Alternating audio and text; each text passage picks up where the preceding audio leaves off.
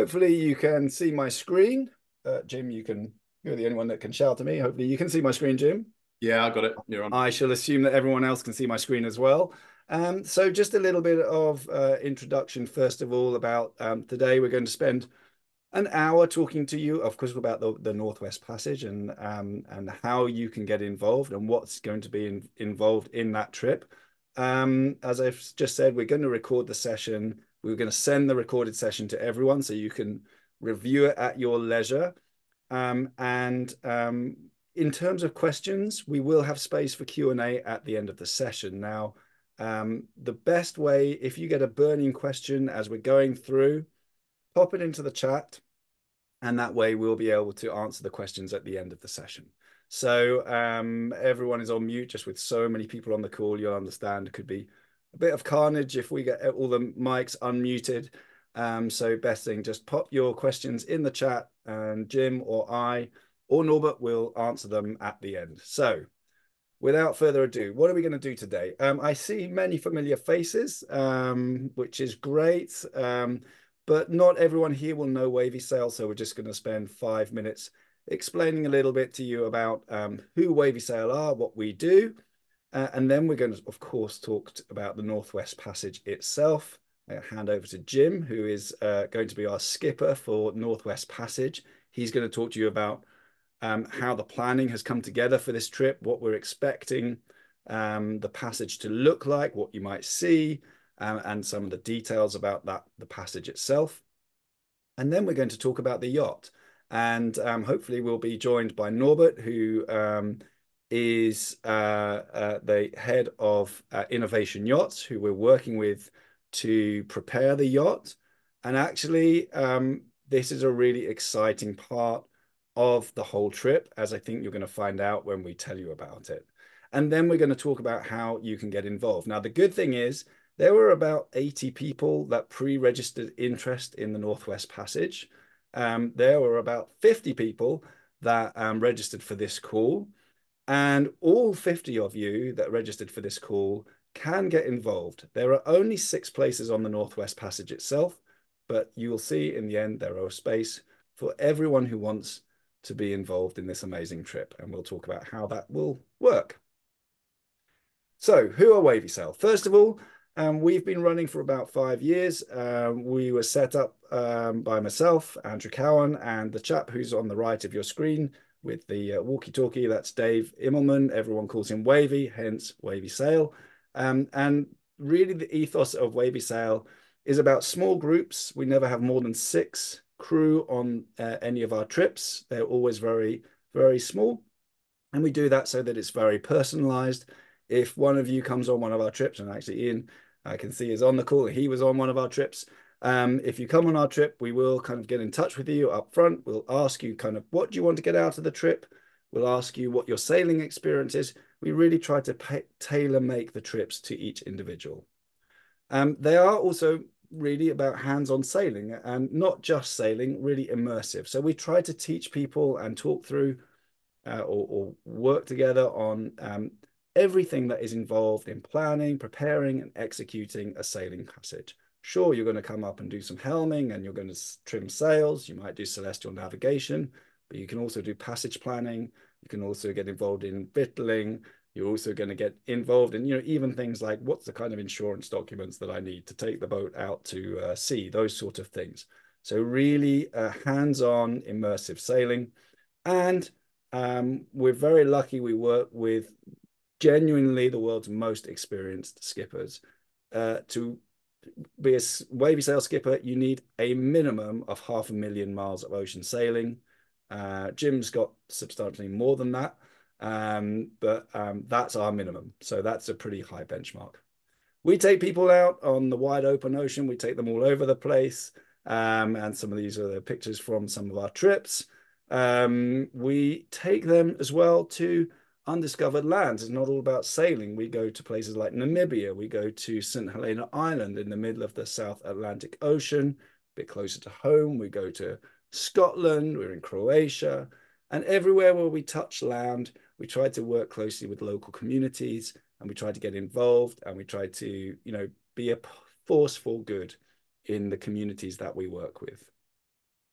We have a set of all our trips we grade. Either they're relaxing, stretching, or epic voyages. So something for everyone. A relaxing, week in Croatia, but it will be hands-on sailing. It will be with, a really, really experienced skipper. It will be not drifting around doing gin and tonics. That's not what we're about. But there really is a trip for everyone here. And we also have a social and an environmental program as well. Social program, we really wanted to always make sure that sailing and adventure sailing is open to as many people as possible. And for that, we created an Open Oceans Fund. And that fund provides fully funded places for people who would not be able to join our trips normally for a variety of reasons. And environmentally, and this is important actually for the trip we're going to talk about today. We are the first sailing business in the world that we know of who actually has measured the environmental impact of all of our sailing trips. We created a methodology with a company called Marine Shift 360. We measure the impact of our fossil fuel consumption, diesel, gas, of the food that we use. For example, the menu planning. We look at the marina services that we use, and we look at accommodation if those are included as part of our trips. And we use all of that to create a carbon footprint on a per day basis for all of our trips. And we publish that on our website. And then we have an action plan, of course, on how we can solve or reduce that. And we think that's something that's really important. It's something that we're trying to encourage other sailing operators to adopt, because we really feel that, if we are taking people out to these amazing places on the ocean, we have to do it in an environmentally responsible way. And that's something that we're going to talk about in a little bit longer.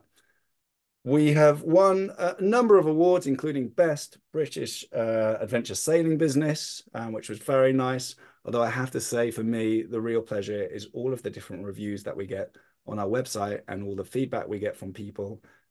Constructive feedback as well. We always try to make things better each trip. Hopefully you can go onto our website and you can see some of that feedback. But we're not here to talk about Wavysail. We're here to talk about the Northwest Passage, right? So that's what you joined the call for. So enough about Wavysail. Let's talk about the Northwest Passage and this kind of absolutely epic adventure. I think we might need to create something a little bit higher on our scale. There's sort of ultra epic, maybe. This truly will be the expedition of a lifetime. It's only 900 miles. As the crow flies, you're going to sail significantly more than that, though. We're going way up into the Arctic Circle. Less than 200 sailing vessels have actually done this trip. It is a real extreme adventure in every sense of the word. And I do want to make really clear to you guys that we have already spent pretty much a year planning this trip. Jim has probably spent most of his life planning this trip, actually. We've spent a considerable amount of time planning it. This is not a trip to take lightly. This is a genuine expedition. But we're very excited. We've got a plan, and we're going to tell you all about it. So let me hand over to Jim, who is going to be the skipper on this trip. Jim. Sure. Thanks, Andrew, and hello to everyone, and thanks for being on the call tonight. I always struggle with this bit when introducing me, and sort of I sort of kind of think, well, what do people really want to know about what I've done? I've sailed all my life. I got my yacht masters when I was 18, and a lot of what I've done is in the offshore ocean world. So as an ocean race skipper, I've skippered the Clipper Round the World Yacht Race, and many other offshore races, Sydney, Hobart, Fastnets, around Britain and Ireland.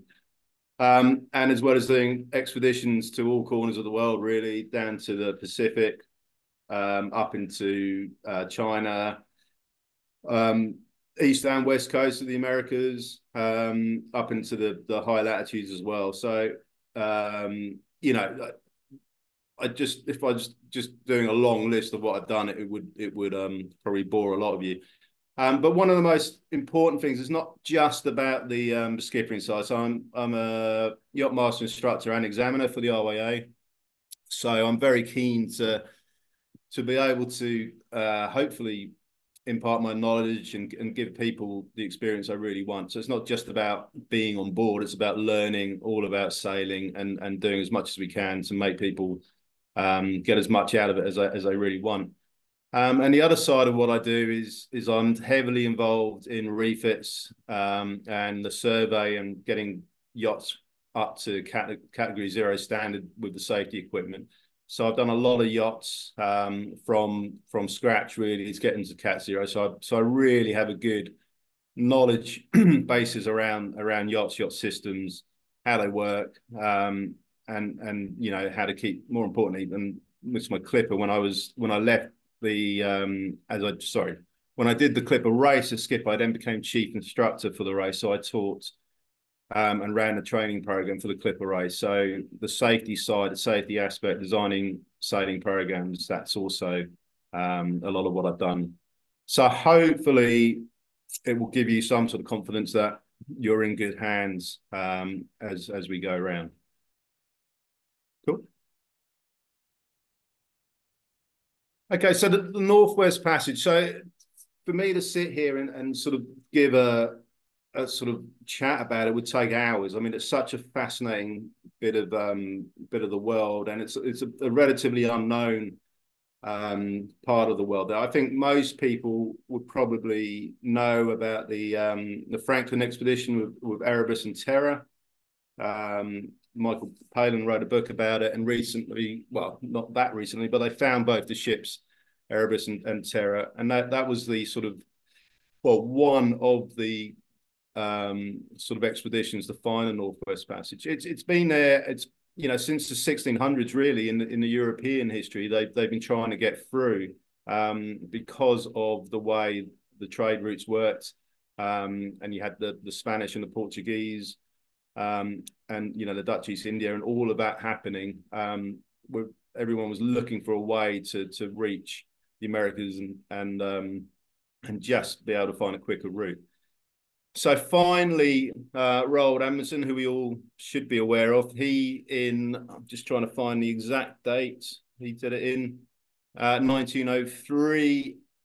He set sail, and then it took him 3 years, and finally in 1906, he popped out. So he went east to west, the same route with, well, you know, the same direction we're going, and he popped out in the Pacific and became the first known sort of person to do the Northwest. So I say known because there's you know, the Inuits and there was a lot of Viking traditions up there. So as far as we know, he was the first person to do the passage itself. In sort of regards to sailing, it really is, as Andrew said, less than 200 yachts have gone through the Northwest Passage. Okay, there's obviously commercial shipping, icebreakers, that sort of thing that have gone through as well. But in regards to sailing yachts, less than 200. And it's one of the true sort of epic voyages left. Now, you know, there's obviously Antarctica as well, but the Northwest Passage itself, to get through that and to be able to sail through that, not a lot of people can say they've done it, and it's as a commercial operation, it's one of the will be one of very few companies. I'm not actually sure if any commercial operators have done it, but they might have. I can't say they haven't. So it's one of those things that it's an unbelievable challenge, and as Andrew said, we really don't take it lightly. This is something that we're taking very seriously. And it would be foolish of us just to say, "Oh, we're just going to do it," without the planning and all that we're going to talk about tonight. Really, that's going to go into it, and a whole lot more behind the scenes, which is going on. Okay. Okay, so as you can see for your screen, so the actual Northwest Passage itself is sort of east to west, Baffin Island, over to the other side, and that the passage is I guess if you say the Northwest Passage is 900 nautical miles. Now our passage is going to be a lot longer because we're starting in Greenland and going to Alaska. So our passage itself is roughly, and these again, it's not set in stone, but it's around about 3,250 nautical miles. And the route you see up there, that is a route which is it's the classic route for sailing yachts, but it doesn't necessarily mean it's the exact route we're going to take. So this is something I put onto Navionics, and I put the waypoints in there. And as you can see, we join a Nuuk, capital of Greenland, and Nuuk itself is quite useful because it's accessible by flights from Reykjavik and from Iceland, so you can go Iceland to Nuuk.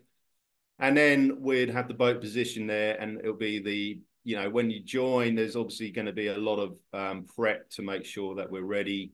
It won't be the first time people set foot on the yacht, but still, we need to make sure that everyone's more than happy with the yacht, with the safety drills, with all the safety equipment, and that we have everything that we need on board. What we need to remember with this is it truly is an expedition. So really, we need to have everything on board that we're going to need with us.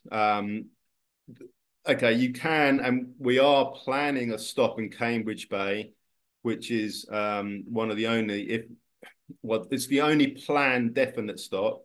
There are other places that we can anchor and that we can potentially visit, but that will always depend on the conditions at the time, what's going on with the weather, the sea state, the ice, as we go through. But the plan is to be able to stop in Cambridge Bay.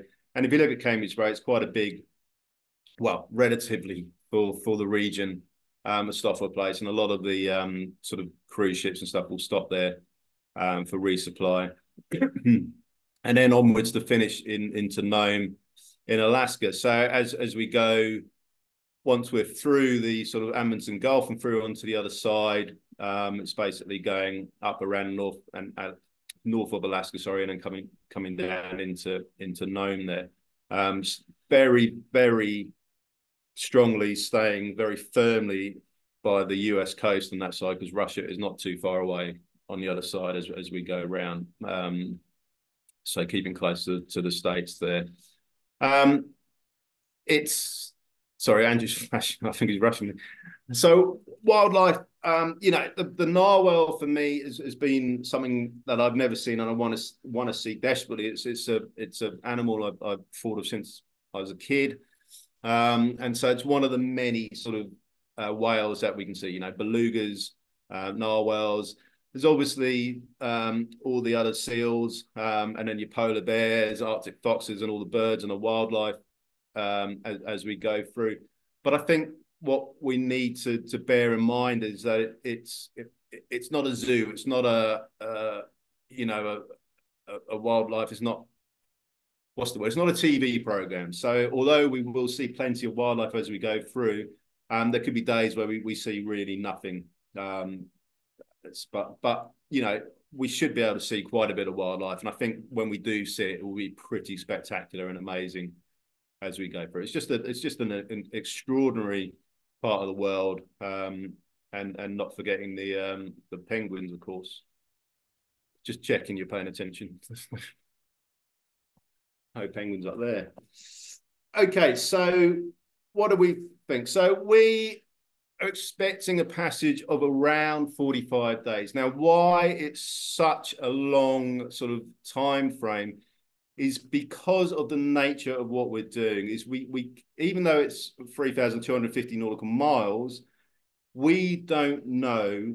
We can look at previous history. We've obviously got the next 2 years to have a look at what's going on, but we will not know what the ice is doing until we are in the area.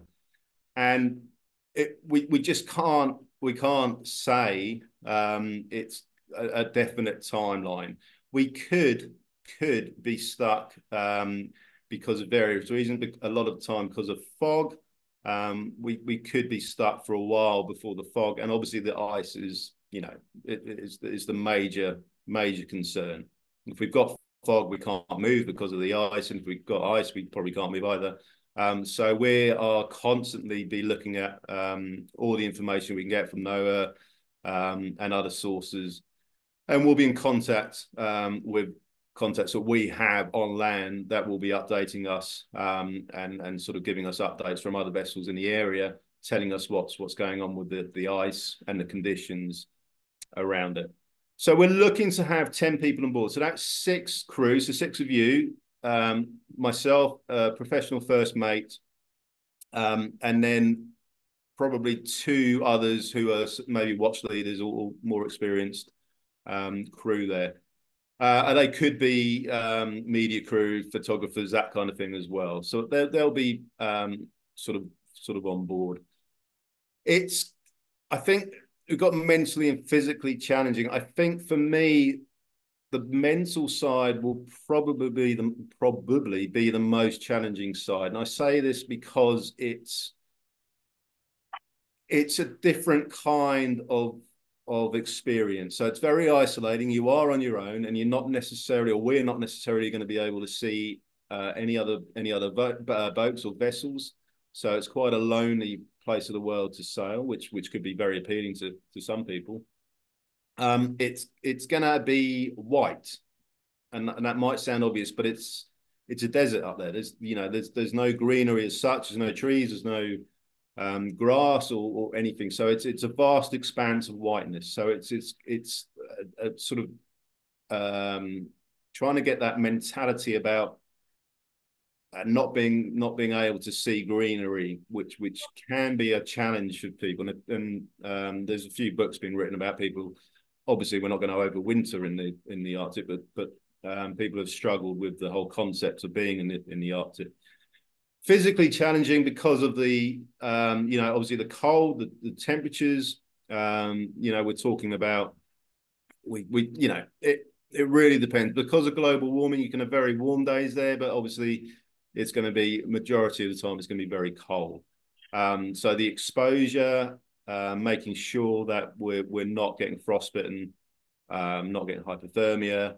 And then obviously in challenging conditions where we're getting wet from the sea, making sure we've got the right equipment on.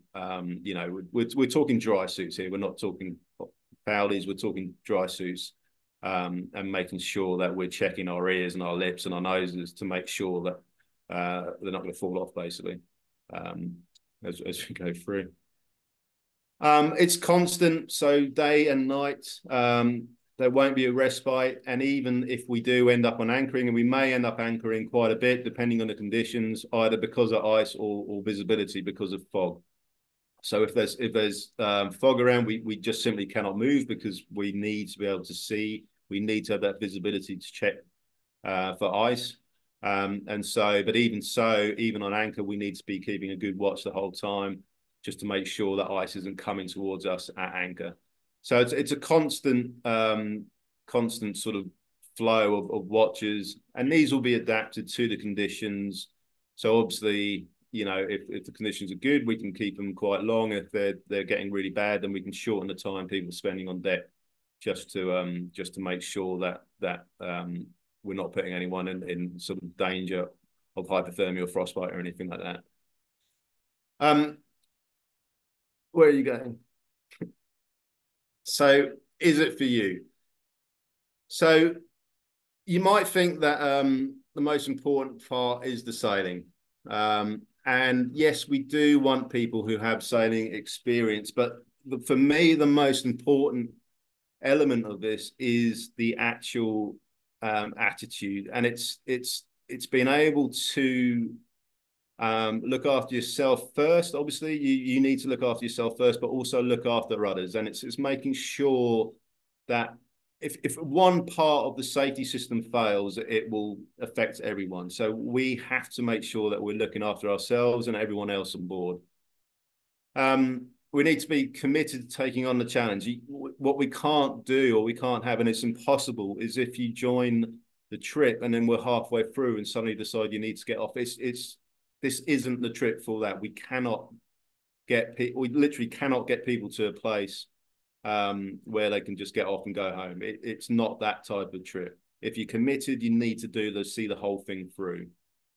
Um, Calm under pressure. You know, there's going to be things that are going to be frightening, possibly going to be scary, and this could be ice, this could be weather, this could be conditions. So remember, we're going to a place where um, it's chartered, but a lot of the stuff isn't very well chartered. So we're relying on quite sketchy information sometimes. So we got to make sure that we really are on our top game, and this is in regards to simple navigation, as in taking depth soundings and checking our positions the whole time, and making sure we know exactly where we are and what's around us. We need, so it would be, we're not saying you can't, you can come on board with no experience. You need some sort of sailing experience. If you haven't got any sailing experience, well, then still talk to us, because we can probably design a program that will get you to a place where you're okay to do the actual expedition itself. It's for me, and I've said it before, I'll say it again, it's not necessarily how well you sail. It's your mental aptitude. It's how you respond to pressure. And sometimes you never know until that time happens. You know, you can do any test or whatever you like, but until you're facing something, you don't know how you're going to respond. We welcome everyone over 18, anybody at all. All we ask is you know, essentially reasonably mobile, and if you're sort of a little bit unfit to begin with, then that's fine. Obviously, there's time to get. We're not talking about superhumans. We're just talking about being able to have mobility around a yacht. English is the language spoken on board, and we need people to be able to understand commands given in English. So any special dietary requirements, again, not really a problem, as long as we know well enough in advance we can deal with that. And medical conditions, and it all depends really on what the medical condition is, and basically we can sort of, if it's doable, then it's fine. If there's problems that arise, then we'll just have to look at each case by case. Yeah, sorry, by case by case. Okay, I think that's me done. Perfect. Thank you, Jim. And obviously, this is a very like top line view. We will have plenty of follow-up sessions. Pop your questions in the chat. You can also talk to us afterwards. We'll be very happy. I know Jim will be happy to chat to you in more detail, because we have a lot of thinking, obviously, and we're just trying to today share with you the top line of where we've got to, and give you a sense of what's involved. Now, I want to talk about apart from the trip itself and the wildlife and Jim and the passage itself, the other part, of course, which is fundamentally important, is the yacht that we're going to do this trip on. First of all, the most important thing, whenever we are looking at the yacht, when we've been looking at the yacht that we want for the Northwest Passage, safety obviously is the only consideration. Actually, it is the number one consideration, and I want to make that absolutely clear between Jim, Wavy, Norbert, who you're going to talk to in a minute. Everything all the choices that we will make will be safety first, because in this part of the world, I mean, in sailing, we don't mess around with safety anyway. In this part of the world, definitely not. So in terms of the vessel size, we're looking at something of around 70 foot, comfortable for 10 people. We're looking at a vessel that has got the sort of comfort that we need. This is not a spit and sawdust sort of trip. It's not a luxury trip either. I need to make that really clear. But we do want it to be warm on board, and we do want it to be kind of habitable.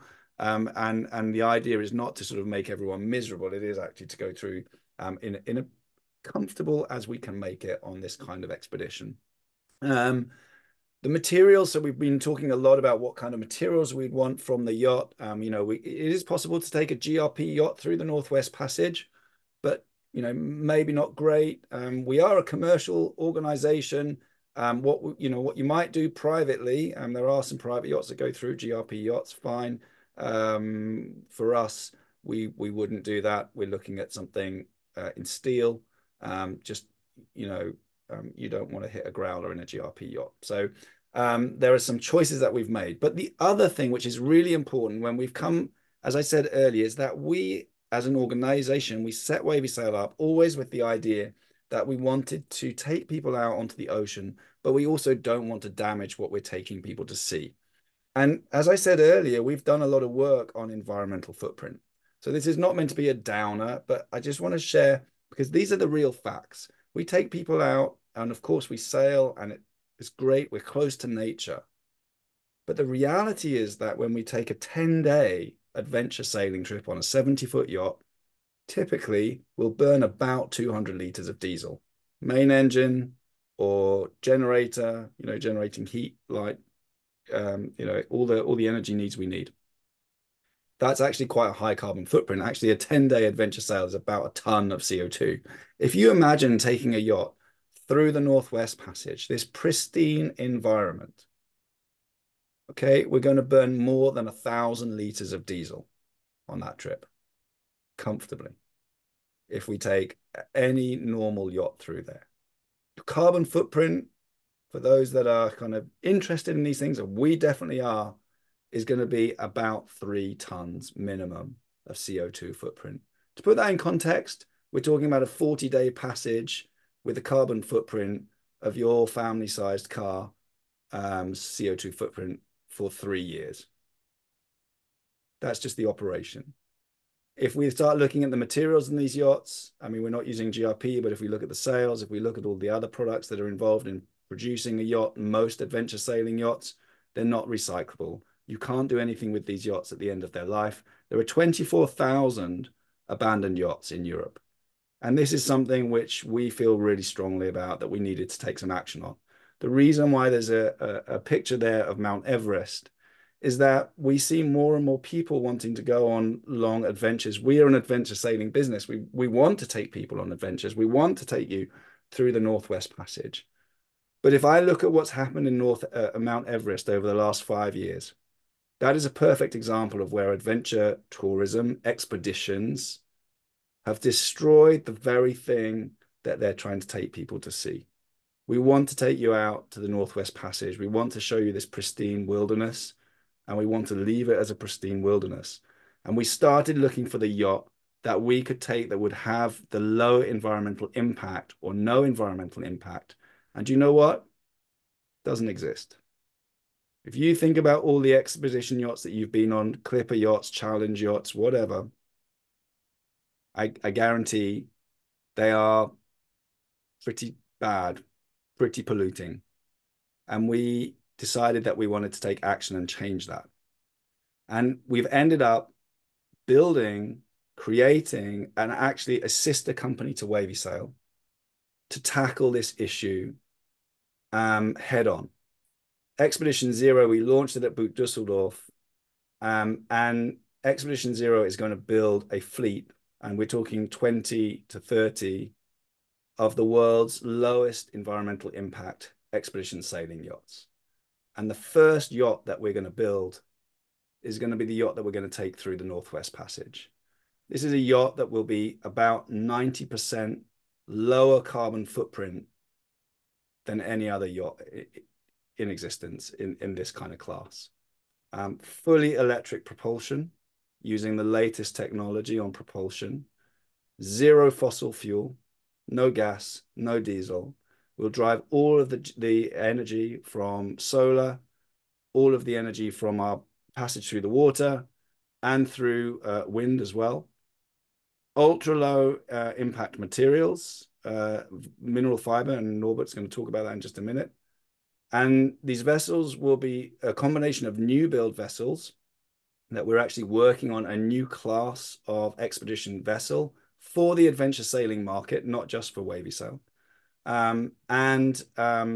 Also a upcycling of some of those abandoned vessels that we talk about. And in fact, the vessel that we're going to use for the Northwest Passage is an existing vessel, a 70-foot steel-hulled expedition yacht, which we're going to strip back to the bare metal, rebuild from the interior outwards, completely redesign, specifically for this mission, for this expedition, which, as I said, full electric, all low impact materials. And this is the vessel that you can sail on through the Northwest Passage. Of course, we're not doing this on our own. And I'm really, really proud to say that we're partnering with Innovation Yachts. Norbert is on the call. Norbert is the founder. He's also, by the way, a remarkable sailor, has done the Vendée Globe a couple of times, and has got an amazing career as a professional sailor and skipper, but has founded Innovation Yachts, and they are, I would say, the world leader in sustainable yacht design. And Innovation Yachts is the shipyard that we're working with now on this amazing project. And Norbert, I think you are on the call. Hopefully you're off mute, or you can off mute yourself. Please, I'd really love you to say hello and maybe give a little bit of background about Innovation Yachts and the project and what we're doing together. Yeah, a pleasure. Hello to everybody. Can you hear me, Andrew? Just perfectly. Okay, cool. So yeah, again, hello to everybody. It's also a real pleasure for me here after the boat Düsseldorf to talk to you first time about the Expedition Zero project. As Andrew and Jim explained you, I mean, we met each other quite not so long ago, and Andrew and Jim explained me their ideas and their visions. And as we started in 2009, after my last Vendée Globe, to develop really sustainable and completely recyclable boats, either motorboats, but especially sailing boats or boats for charter business. I agreed with pleasure to assist this idea or this vision and help Expedition Zero to find a way and fulfill the mission. Means really navigate to some charter clean and proper with modern future pointing equipment, but as Jim specially said, really under respecting all the safety regulations and more than that. A little bit more in history. We started in 2009 with the first prototype building of volcanic fiber boats. What is the point of volcanic fiber? It's more or less and development after the pure basalt development from the Russian government regarding tank protection. Two companies in Belgium and one in Austria started with German know-how to mix up, analyze volcanic rocks and bring a fiber to the market, which is constantly with the same parameters. In the meantime, we have a second level of this development, means it's pure mineral fiber, which is again stronger and just certified and in use not only with us in the nautism, it's also in the automotive for insulation, it's in the windcraft blades, and it's also for the aeronautic since 24 now, since this year officially certified.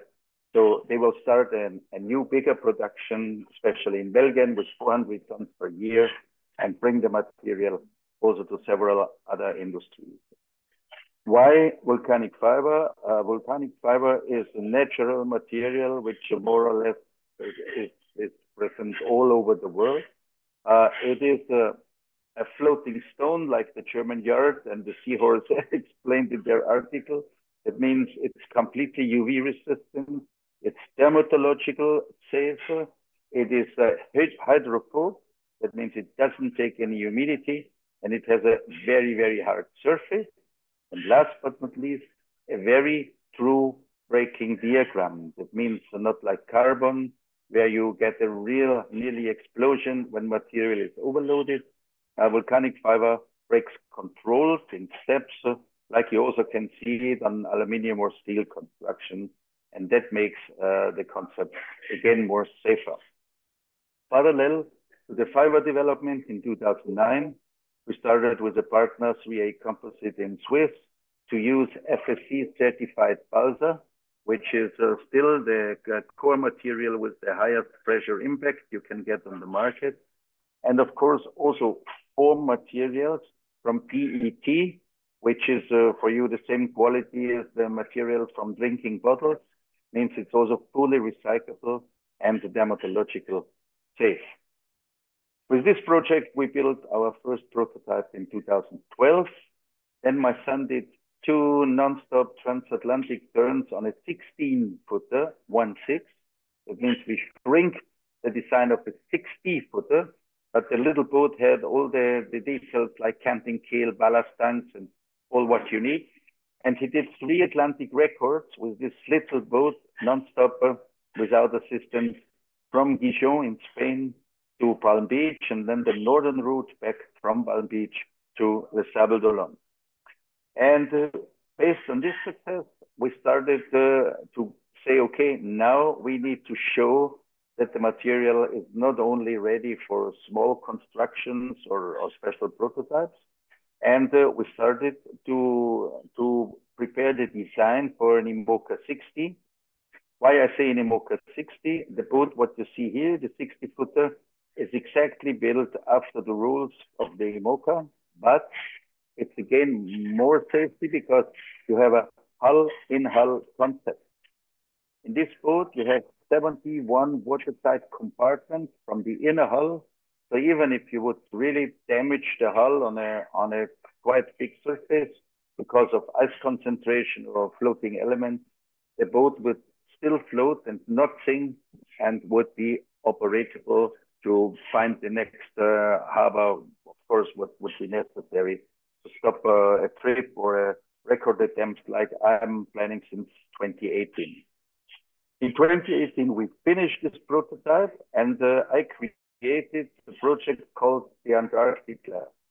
Antarctic Lab means I'm trying to sail the Vendée Globe and the Vendée Arctic in one piece under the IMOCA rules, means single-handed, without stop, non-stop, and without assistance. The thing why it's not done yet completely from the sportive perspective is because we have a lot of development on this boat. It's not only the fiber, it was the electrical propulsion, where we started in 2017 with Oceanvolt to develop an electric engine who is very strong in the recuperation. To give you a sample, when I sail 9 knots with this Open 60, there are 2 engines inside. I can regenerate more than 5 kilowatts of energy. That means this boat is also powered by the elements. It means you have wind, you have the sun, and you have the water current, the water flow during sailing. Of course, as it's always on a development, there was some problems during the first legs and the first departures. And as you can imagine, it's not in my interest to break the boat or sink the boat. So we got all the experience till today from nearly 26,000 miles. But I never feel with this prototype so comfortable to continue in the Arctic waters and then down south to the Antarctic. So we pushed our commercial part forward, but I'm still on a way where I say maybe in 25, there will be another departure for the sportive part of this project. Now, what's next to close that down? Last year in 23, we got the Ocean Tribute Award for our another design and for our material concept, which is really completely sustainable and recyclable. We built a charter catamaran for a company on Ibiza on the Baleares, which is able to collect garbage, floating items like plastic bottles or plastic bags, whatever, during sailing. And of course, this catamaran, it's a 35-piece, works with solar energy and also with hydro generator. So that means it can be in operation more or less 24 hours and will always have enough energy to go clean, carry guests on board, and at the same time, clean the coast, clean the waters in the Med wherever he is on his way. This, what I explained now, I know quite short and quickly, is the concept for the new boats, what Andrew and Jim and we have in mind. Why composite and not steel or aluminium?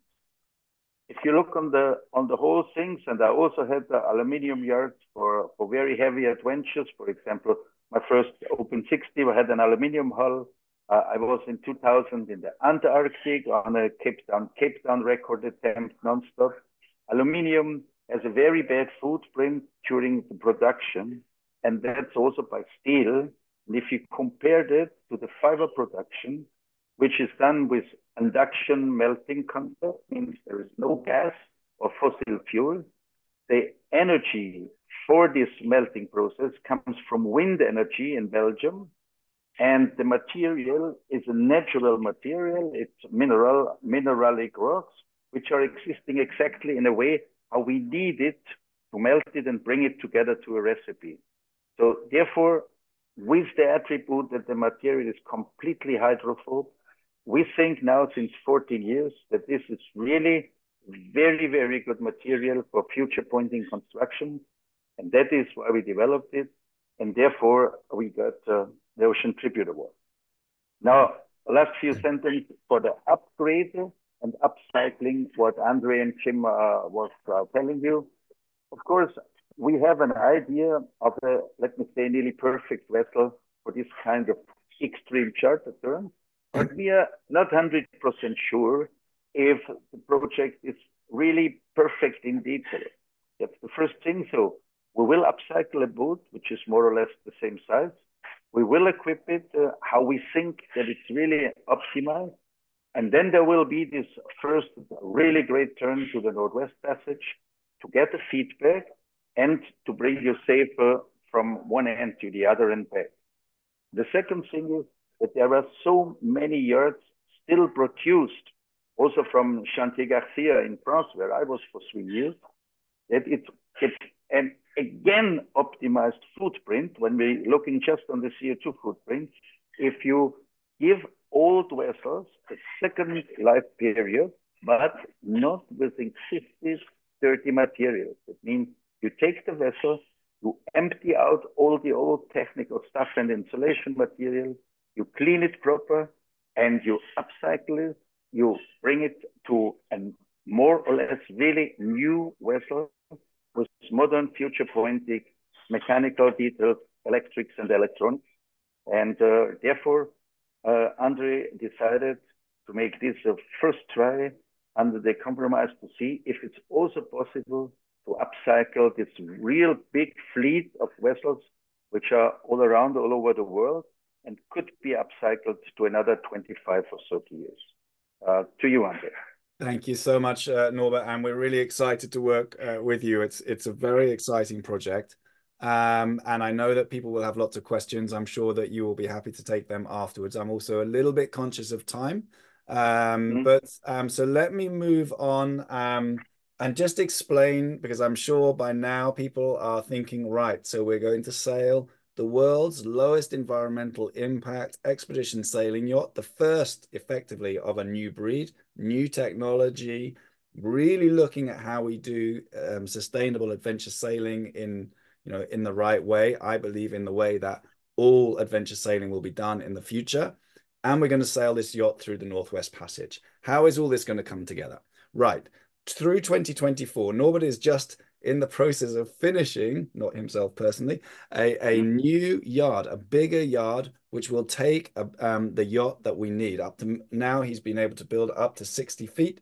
We need a bigger yard. He's now going to finish that yard in March, where we will have then space for our 72-foot steel hulled yacht to come in there. We're going to then be working through all of 2024, stripping that yacht back out to the bare metal, rebuilding the interior with mineral fiber, refitting it with the electric engines and all of the technology that we already know exists, and putting it together in the yacht. The yacht will go in the water in Q1 2025. It says here Q4 24, but let's say Q1 25 probably, for sea trials. And that means that we're going to start sailing the yacht in 2025. She's going to be available then for you to come and sail on, not through the Northwest Passage, but on some shorter legs, trial legs, and there'll be opportunities to get involved in that testing before we start working up to the bigger legs, of course. And then we're planning to make the attempt through the Northwest Passage with 6 people on board, 10 crew altogether, 6 paying crew, let's say, in August 2026. We will therefore have in 2025 a lot of, as Wavysail, a lot of new opportunities to go sailing. up into the Lofton Islands, into Svalbard, into, even maybe into Nova Scotia, and some places like Madeira, Casablanca. We will be using this vessel a lot through 2025, and therefore she'll be available. All those trips will be available to come sailing on. By the way, this is, and Jim is always looking scared at this chart because this is a tentative potential trips, it says. This is not the hard and fast finish rule, because of course at the moment we're focused on building the vessel and finishing that vessel off. Once we get her in the water, then we'll work out exactly what the route plan is and make that available for booking. Now, I said at the beginning that there will be opportunities for everyone to get involved. This is not just about 6 people. We want this to be a community, right? We are building, designing, building, putting in the water, building up to sail through the Northwest Passage, the world's lowest environmental footprint expedition sailing yacht. And we want you all to be involved. We want to create a community around this of people who are, like us, passionate about adventure and passionate about doing adventure in a sustainable way. We are therefore creating an expedition club. There will be 50 places on this club. Okay, we're not opening out to millions of people. That's not the purpose. We want to get a community of 50 people who really believe in what we're doing and who want to follow the entire journey, all the way from when we put that vessel into Norbert's yard, all the way through the planning stage. You'll get to meet Norbert face to face. You'll get to go over to the yard, see the vessel being built, meet the engineers, talk to us about all the decisions that we're making as we put this vessel together. Come and be involved in the sea trials. Come and be involved in those initial voyages. And of course, sure, 6 people, of course, eventually with Jim sailing through the Northwest Passage. What we're doing is creating, therefore, this club, which has 4 tiers. And what we've tried to do is create these tiers in a way that allows people to get involved, but also creates real benefit, even whilst, the vessel, before the vessel is in the water. This club will be running from the moment you join until the end of December 2026. So nearly 3 years of membership. You just pay once, and then you have your membership, and you get a variety of benefits. We have the 4 levels. So at a supporter level, you'll get quarterly updates. We'll have a private members area on our own website. You'll get your own polo shirt. There's our own gear. You'll get a cool membership card that's made out of volcanic fiber. And perhaps most importantly, you'll get to meet the team. So you're going to meet Jim, probably in London, the first one will be, and then the skipper, the crew, and come together, and we'll share with you all of the updates as we move through this amazing project. Founder level, you'll see that you have a jacket, you have a trip out to the shipyard in Les Sables d'Olonne. And, I can tell you, this is a really fantastic opportunity to go and look behind the scenes in Norbert's shipyard as they're building the vessel, and get, a workshop and, kind of really get under the skin of what it is to design these ultra high-tech, ultra sustainable vessel, and get to meet everyone there. An amazing opportunity. You will also get your own name and plaque on the yacht itself, which will be there forever. Then we have 2 sailing tiers of membership. The first one is at an adventurer crew. There were only 12 places available for this, just because of space.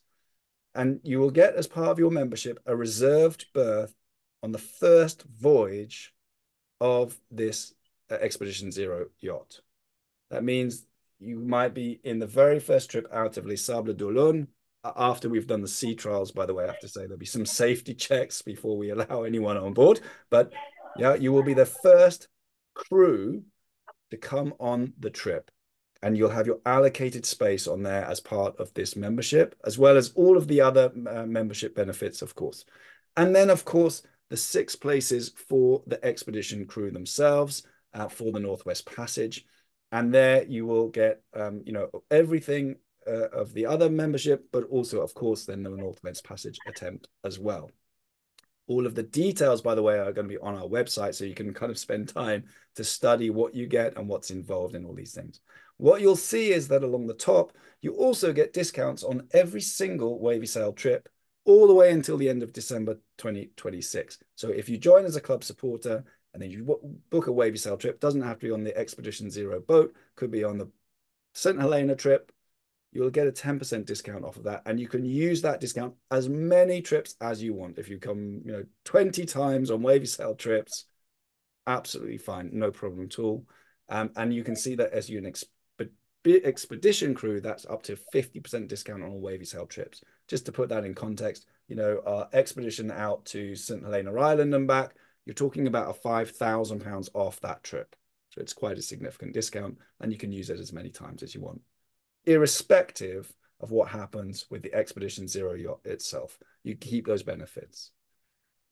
The way the membership works is that we have a membership fee. That's what you pay as a member. So if you're a supporter or a founder member, you just pay the fee. It's £750 to be a supporter. It's not a huge amount of money for the 3 years. As I said, if you imagine you went on if you were going to do the St. Helena trip or even the Scottish trip, actually your membership fee, the discount will pretty much pay your membership fee. Then there are 2 sailing spaces, obviously the adventurer crew and expedition crew. Your membership fee gives you an allocated space on the trip, and you can see the price for the membership fee. You then will have to pay a berth fee when the vessel is in the water and you're actually going to go sailing. You'll then pay for the actual sailing trip itself, the berth itself. And the reason we've done it this way is because if, for example, something happens to this project and we end up, for whatever reason, not being able to go through the Northwest Passage, not building the yacht, for example, or for whatever reason, then you keep your membership benefits. You don't have to pay the berth fee, right? So at the very minimum, you still get to go sailing on all those Wavysail trips. You still get all of the other benefits. You get to go out to see Norbert's yard and have a look. And so it will be in itself an amazing experience already that you've got through that membership. But if we put the yacht in the water, when we put the yacht in the water, which will be probably in Q1 2025, at that point we're going to write to you. And if, let's say it was Ian, I can see on the call, Ian, he's signed up to be expedition crew. Then we will say, Ian, look, the yacht is now in the water. The trip is now planned. It's everything is organized. Do you want to take up your place? And if Ian says yes, then we say, okay, that's fine. Then here's how you'll pay the berth fee to join the actual expedition. And if you say, no, actually, I've changed my mind, or it's not for me, or I don't think so, that's absolutely fine. You walk away and you don't need to pay the berth fee. You can give up your place. And you keep your membership benefits as well for all the rest of it. So I hope that makes sense. The reason we're doing it this way is because we're trying to build a community around this project. We really want as many people as possible to be involved. We think that, just being able to get involved in watching and being part of us building this amazing vessel is in itself a once in a lifetime experience, actually. Being involved and then obviously sailing on the vessel and sailing it through the Northwest Passage is, ultimate, of course. So that really takes us to the end of the session. I am conscious we're probably a little bit over time, so I apologize for that. We can stay on the line, of course, and answer questions. We are going to send you out a recording of this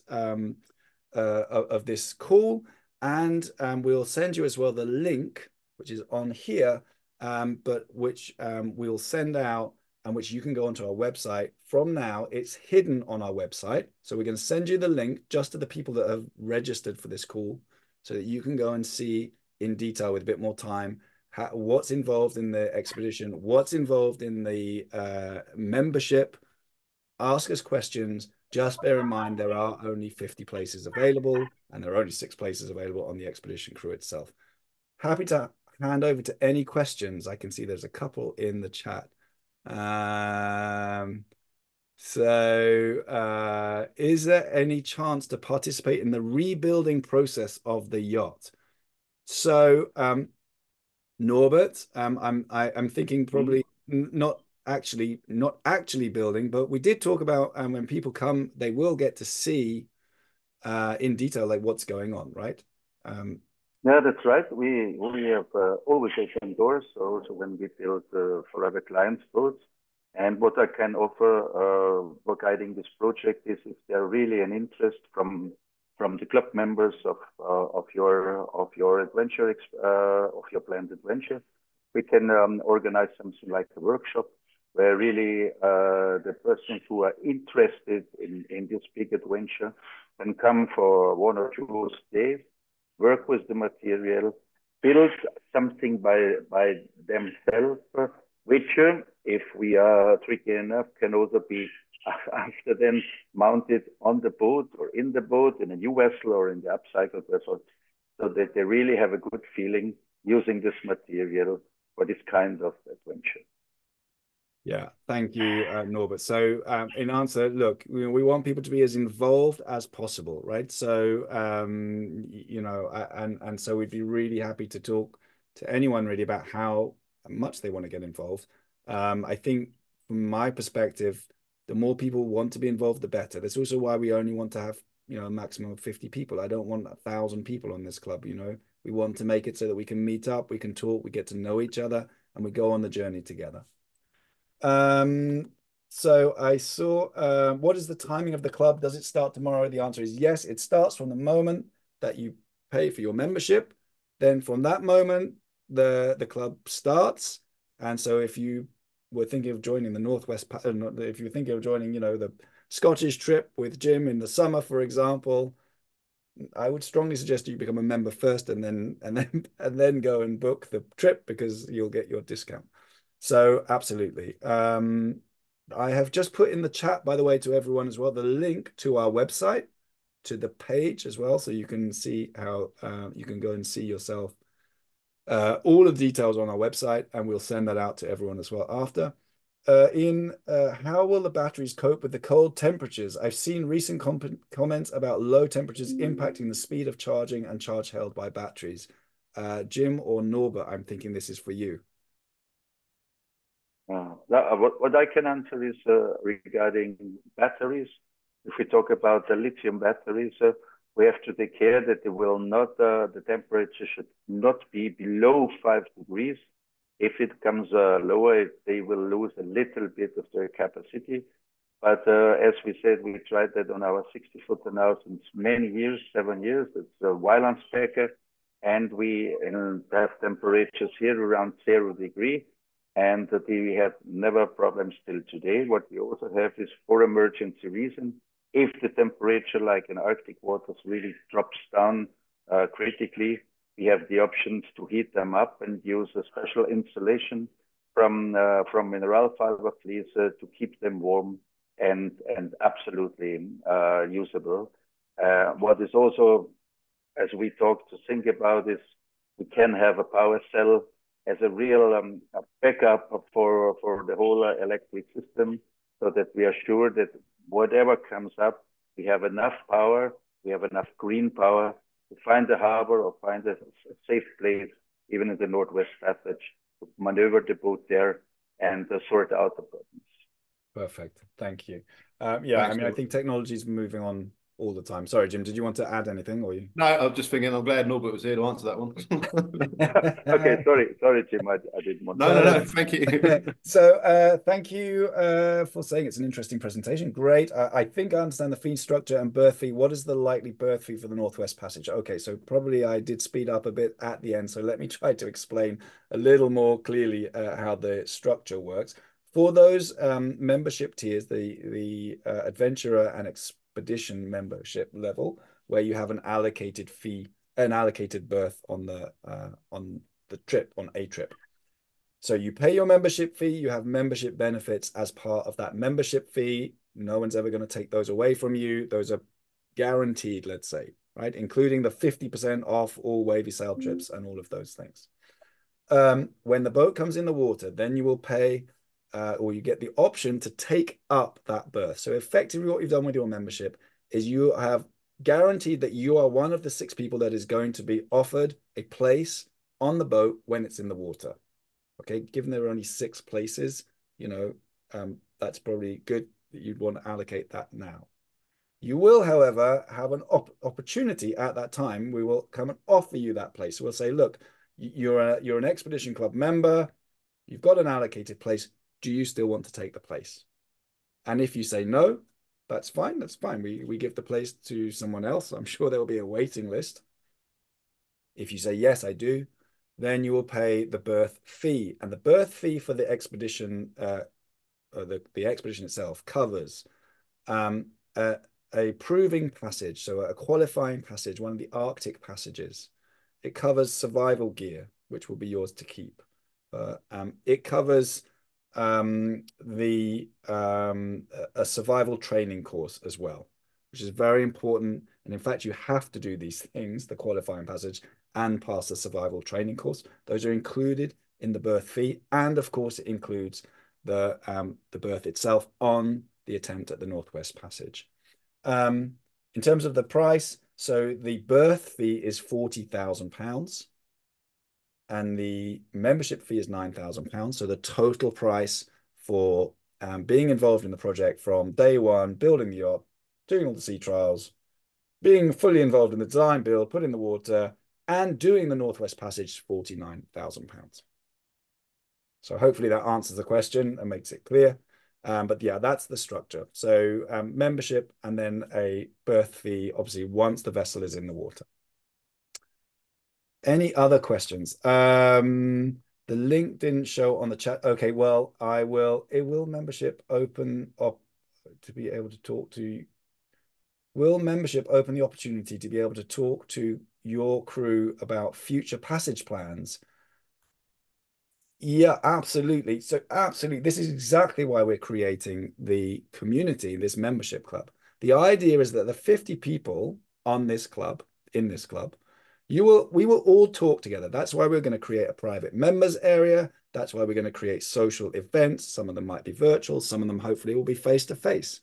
You know, we want everyone, let's say, to come to London or wherever, meet up, you know, have a drink, have dinner, whatever. Let's talk about the whole project, you know, and let's really be a community building this project together, right? So we will talk about trips. We will talk about, you know, places where we could take the vessel, you know, and really, really want you guys to be all a part of it. So this is not just about the 6 people who go to sail through the passage. It is about all of us, you know, all working towards putting this amazing vessel through this trip. So hopefully that answers. Will there be future? So there, yes, there will be a wait. So will there be a wait list? Yes, I'm pretty sure there will be a wait list. I mean, guys, Jim and I already had someone just literally before this call say, I've got 6 friends. We're all interested in doing the Northwest Passage. Can we all put down our deposit? And we were like, yeah, you can, but we're opening the call, right? Once those trips are full, yes, we'll put a wait list on it. Because as we said, of course, it is true that those people who are on the Northwest Passage, that, you know, they might they might find that for whatever reason, you know, come the time they want to step back, and I'm sure there'll be a wait list. What we will suggest is that if you want to go on the Northwest Passage and you are not, and there's no place available, go on the membership, the adventurer membership level, because those are the people, of course, that we'll approach first. Effectively, that will become the wait list. So hopefully that makes sense. Will there be a future Northwest Passage? Jim, how many times do you want to do the Northwest Passage? Once a year? Well, if we let's concentrate on the first one first and get through that. I mean, the interesting thing is once we get the yacht through into the Pacific, then there's another whole world of opportunity that opens up on the other side, and that's another look down the years at what happens after that. Yeah. Sophie, your question there on ocean research, you know, are we going to use the vessel for ocean research? Yeah, we have talked about what this vessel will do. What will be the mission for this vessel? Actually, the vessels that we are building, of which this will be the first. Research is definitely one of the things that we want to use the vessel for. We really believe that you know, it's kind of interesting. I won't name any names or point any fingers, but I did see recently that there was a company who was doing scientific research on coral growth regeneration, and you know they're using like a whacking great like motor yacht to do it, and it just sort of seems quite funny to me that you'd use a massive great diesel engine powered yacht to go and do, you know, kind of maritime conservation work. So we feel like this would be a really good platform to do research and conservation work. Yeah, so absolutely reach out to us if that's something that you think then would be opportunities for us to talk about. Are there any plans after arrival in Nome? Yeah, shower, definitely. Wash, shower, beer, probably. There'll be no alcohol on the boat, by the way. It's probably worth mentioning. That's an alcohol-free yacht till we get to port. Any plans? Yes, as Jim was saying, we are looking at what we would do after Nome. Effectively, you want to get out of Nome and sail south pretty fast, right? So we can imagine a passage all the way down the US, down through past the Panama Canal. Who wants to go through the Panama Canal? Panama Canal is a bit dull. We'd probably go down around the Cape. I'm kind of making up the passage now that Jim really wants to sail. Sure, look, you know, once you've gone through the Northwest Passage, as Jim said, there are plenty of other things to do. We'll start planning out 2026 and 27 and beyond in some detail. But right now we're focused on building the yacht and looking at 25 and up to the Northwest Passage. But sure, I mean, you guys will be the first to know what we plan. Okay. I'm very happy, by the way, anyone who drops off, you know, I understand, but we'll carry on. Whilst there are questions, we'll carry on answering them.